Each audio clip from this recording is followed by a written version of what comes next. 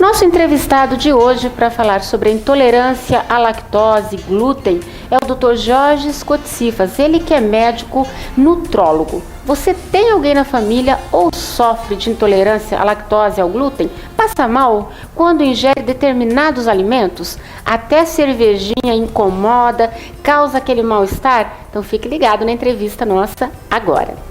Dr. Jorge, um prazer falar com o senhor e, como nós conversávamos em off, muitas pessoas, mais do que a gente imagina, sofrem de intolerância à lactose e ao glúten, não é? Efetivamente, primeiro agradeço a oportunidade de estar aqui em seu programa, dirigindo seus inúmeros telespectadores, especialmente abrangendo temas de tamanha atualidade e importância para a saúde de todos nós, que abrange agressões tanto a uma criança, a um recém-nascido, como a um cidadão, a senhora de meia idade ou um idoso.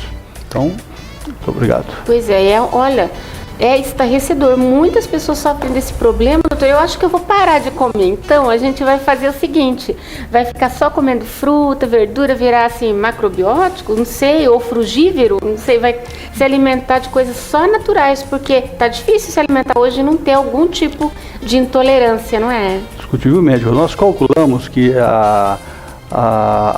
na Europa, por exemplo, os povos do oeste europeu, do norte europeu, 20% deles apresentam alguma intolerância à lactose. 20%? 20%. Já os povos do sul da Europa e os povos africanos ou seus descendentes, coisa que nos interessa muito a nível do Brasil, chega à idade adulta com 80% de intolerância. E os povos asiáticos também nos interessam muito pela população de origem japonesa que nós temos aqui na região de Maringá, chega até 90% de intolerância à lactose em algum momento da vida, né? E é importante ressaltarmos também que intolerância à lactose, ela é um quadro que pode passar até desapercebido durante décadas, mas a agressão dela, a partir do momento que inicia-se, atinge o nosso organismo como um todo. Por quê? O que é intolerância à lactose? O leite, ao ser agregado à dieta nossa, coisa que houve há cerca de 10 mil anos atrás, permitiu um avanço extraordinário em nossa civilização. Por quê? Porque a partir do momento que agregou-se o leite, a mulher ficou mais livre para cuidar dos seus filhos, para cuidar da sua casa, para cuidar das suas plantações, e o homem pôde então sair em busca da caça, em busca de novas terras, em busca de novas conquistas. A partir de algum momento, nesse período de 10 mil anos atrás até hoje, alguns de nós, uns mais, outros menos, começaram a desenvolver uma intolerância, uma dificuldade, uma incapacidade total ou parcial de produzir a enzima responsável pela hidrólise, pela quebra, pela digestão dos laticínios como um todo, mas especialmente do leite.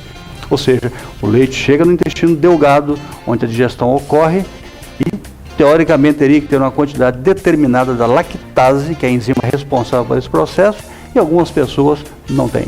Resultado, ao não ocasionar essa hidrólise, não ocasionando essa hidrólise, ou seja, a lactose é quebrada, é rompida em dois açúcares, que é a glucose e a galactose.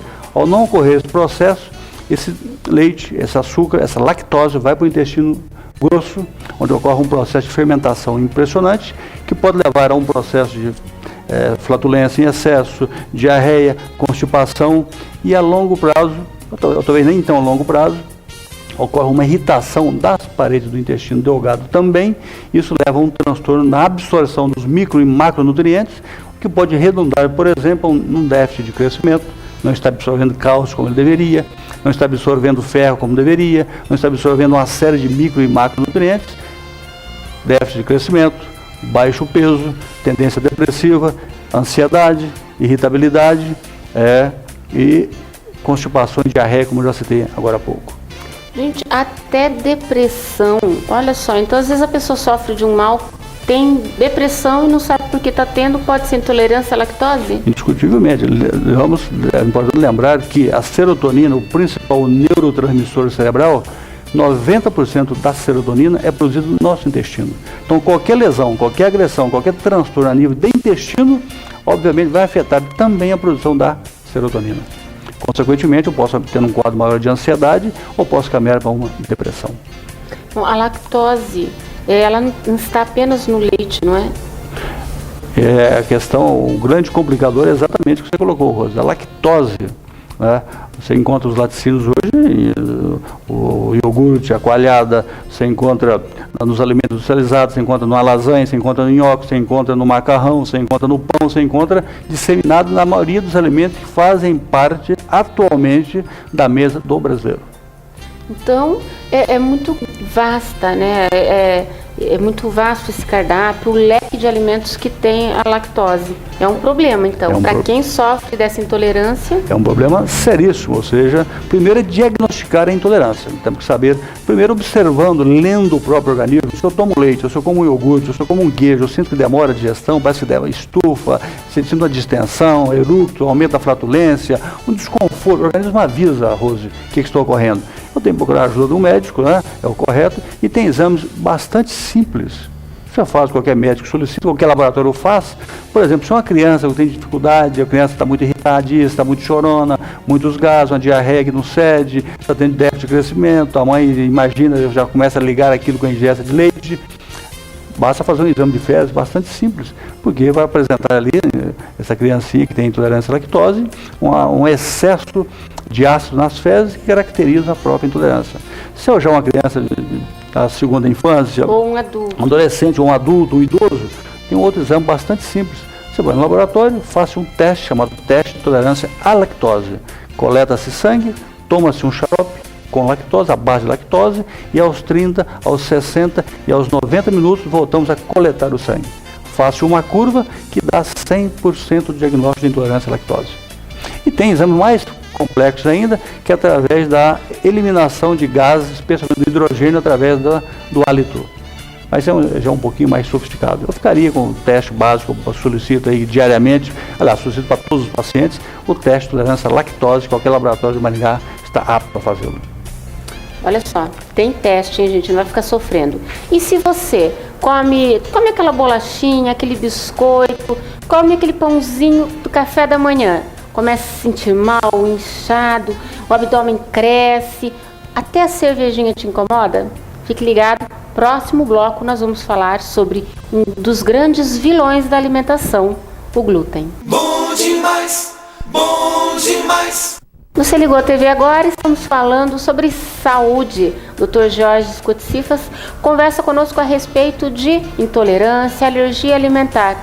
O glúten pode ser um vilão para quem não passa bem com esse componente na alimentação. O glúten está presente em vários alimentos industrializados, é isso, doutor? Exatamente. Eu diria que quase todos, para não dizer todos, né, que medicina nunca tem o todos, é uma ciência de probabilidades, não é uma ciência exata, mas quase todos os alimentos industrializados têm ou contêm algo de glúten, a não ser aqueles que legalmente o governo exige que seja escrito no rótulo, não contém glúten. O glúten, como você muito bem colocou, Rose, quando nós temos intolerância ao glúten, é um vilão, é um agressor extraordinário, capaz de afetar todo o nosso organismo, desde um simples desconforto abdominal, a uma artrite reumatoide, a um lúpus, a um hipotireoidismo, a tireoidite Hashimoto, ou seja, doenças altamente agressivas, doenças deformantes e, em sua maioria das vezes, doenças inclusive incuráveis. Gente do céu, pegue papel e caneta, anote aí, que eu já pegue o telefone do doutor e pense bem nos alimentos que você vai comer. Que tipo de alimentos a gente vai apontar alguns, mas a maioria dos alimentos tem, desde um pãozinho, quais alimentos que tem o glúten, que são mais comuns no nosso cardápio? Como você citou, o protótipo, que facilmente lembramos dele, é o pão, o nosso pãozinho de cada dia. O pão integral, o pão de farinha branca, o trigo como um todo, que você encontra também na lasanha, você encontra no macarrão, você encontra no nhoque, você encontra nas massas como um todo, né? A cevada que você encontra na cerveja, que você encontra no uísque, que você encontra no chopp, o malte, que é um derivado que você encontra também na cerveja, no uísque, no chopp, né? Ou seja, o glúten ele é uma proteína, nós encontramos, repetindo, nos cereais, que quando nós não temos alergia ao mesmo, é um alimento extraordinário, de excelente qualidade. Mas se nós temos a alergia, o que é alergia ao glúten? Ingerimos o alimento, um pãozinho branco, uma bolacha, aquele pãozinho do café da manhã, uma bolachinha, gente, exato, um sorvete, um inocente sorvete de sobremesa, né? Um chopp no final de dia, por exemplo. Essa bebida ou esse alimento chega ao nosso intestino delgado. Tudo toda a digestão, intestino delgado é perfeito. Toda a nossa digestão, toda a nossa capacidade de absorção é a nível de intestino delgado. Ele tem entre 7 e 9 metros, é importante salientarmos isso. E ele, para ter essa capacidade extraordinária de trabalho, ele possui invaginações, microvilosidades, é como uma sanfona, cheia de aqueles departamentos, para que se amplie essa capacidade de digestão e de absorção. Tanto é, se nós conseguíssemos esticar esse intestino, Rose, ele teria a quantidade impressionante de 250 metros quadrados de capacidade de trabalho. Só de água por dia, ele secreta em torno de 9 a 10 litros de água. Então, o intestino fenomenal. É um fenomenal, né? Tanto é importante salientarmos também que 80% da nossa capacidade de defesa, da nossa capacidade de imunidade, depende do intestino. 90% do mais importante neurotransmissor, que comentei há pouco, depende do intestino, que é a serotonina, né? Mas, resumindo, toda a digestão, toda a absorção é basicamente, quase que totalmente intestinal. E olha, quando chega o glúten ali? Exato. Quando chega o glúten, se a pessoa, seja uma criança, seja um idoso, tem alergia ao glúten, em um quadro mais extremo, por exemplo, mais conhecido como doença celíaca, o próprio organismo, seu sistema de defesa, ele não tem registro do glúten. Ele não sabe o que chegou no intestino. É o glúten, um derivado da proteína do trigo, do pãozinho, ou é uma bactéria altamente agressiva, é um vírus, é um fungo, é uma célula cancerígena, ele não sabe o que é aquilo, ele não tem registro. Como um corpo estranho. Sistema de defesa, a primeira lei do sistema de defesa é o que eu não conheço, eu agrido, é um corpo estranho. Ele volta-se contra aquela proteína do cereal e passa a agredir, desconhecendo então aquela proteína, ele passa a agredi-la e no segundo momento todo o intestino é destruído. Suas microvilosidades são aplanadas, sua capacidade de secreção é alterada, sua capacidade de absorção é alterada e desencadeando com isso uma série impressionante de patologias. Quais elas, por exemplo? São tão amplas, Rose, que tem alguns pesquisadores que falam, olha, é muito simples, qualquer doença, qualquer queixa que o paciente tenha, sempre pense em intolerância ao glúten. Ele mascara, é o mal das mil faces. Ele pode ser, por exemplo, apresentar-se em consultório com uma artrite reumatoide, que é uma doença que nos preocupa extraordinariamente, como o lúpus, que é abrangente. O lúpus pode atingir o coração, pulmões, baço, todo o organismo, não só articulações. Uma tireoidite Hashimoto, hoje é uma patologia que você tem que pensar sempre em qualquer quadro de aumento de peso, de cansaço, de queda de cabelo, de indisposição, de perda de memória, você tem que avaliar a tireoide. Primeira causa, tireoidite Hashimoto. Primeira causa, uma das grandes causas pelo menos, intolerância ao glúten. Criança que não cresce, criança que mais que se alimente, tem dificuldade, a curva dele é abaixo do ideal para aquela idade, tem que pensar em glúten. Gripe de repetição, tem que pensar em glúten. Pneumonia de repetição, tem que pensar em glúten. Em suma, calcula-se que em torno de 30% da população, olha que número extraordinário, 30% da população brasileira tem algum grau ou alguma variedade de intolerância ao glúten. E tem como fazer um teste para detectar essa alergia ao glúten? Muito simples o exame. Nós podemos fazer exame de sangue, anticorpo, antigliadina, já, anticorpo endomísio, anticorpo antiglutamina, transferado. Tem vários anticorpos que você dosa através de sangue que nos dão uma ideia de quase 100% de diagnóstico. Mas o diagnóstico realmente para intolerância ao glúten é muito simples. Basta fazer-se uma biópsia, uma endoscopia com biópsia do intestino delgado. Pronto. Coleta-se uma pequena fração do intestino, examina-se, o diagnóstico sai em poucas horas. Então pode ser feito ou pelo sangue, ou então pela biópsia, que é o mais completo, mais exato. Geralmente eu costumo pedir os dois exames, mas para ter 100% de certeza. Mesmo porque, a partir do momento que nós temos o diagnóstico de intolerância ao glúten, essa pessoa, seja uma criança, seja uma pessoa, um idoso, uma idosa, vai ter que mudar radicalmente o seu estilo de vida. E a alergia ao glúten pode matar? Pode matar, indiscutivelmente, especialmente os dois extremos, a criança ou o idoso. Nós já são fragilizados pela própria deficiência de flora intestinal, de lactobacilos, o próprio desgaste desses dois extremos da vida, né? Então ele é extremamente agressivo. Gente, tem que cuidar da saúde, hein? Doutor, foi um prazer falar com o senhor e o negócio é a gente se cuidar. Eu acho assim que o negócio é comer fruta e verdura, viu, gente? Deve ter que repensar o cardápio, né? Rosa, agradeço muito, né, essa oportunidade extraordinária de poder me comunicar com tantos telespectadores, né, poder voltar a conscientizá-los da importância que esse cuidado com a alimentação e lembrar que segundo a Organização Mundial de Saúde, especialmente o órgão ligado à alimentação, o prato mais equilibrado que eles conhecem chama-se trivial brasileiro. Você não quer errar em relação à alimentação, procure alimentar-se próximo do trivial nosso. O arroz, o feijão, uma proteína de origem animal, carne de gado, frango, peixe, ovos, muita verdura, muita verdura, muita verdura e os legumes refogados. Não tem erro nenhum, não vai engordar, não vai subir a pressão, não vai ter intolerância, não vai ter alergia, vai ter uma vida longa e com qualidade. Muito obrigada, doutor. Eu agradeço, Rosa.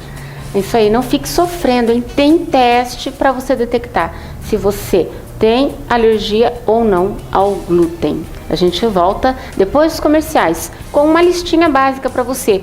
Como substituir esses alimentos que têm glúten? Tem como substituir, né? Então você vai anotar aí no próximo bloco.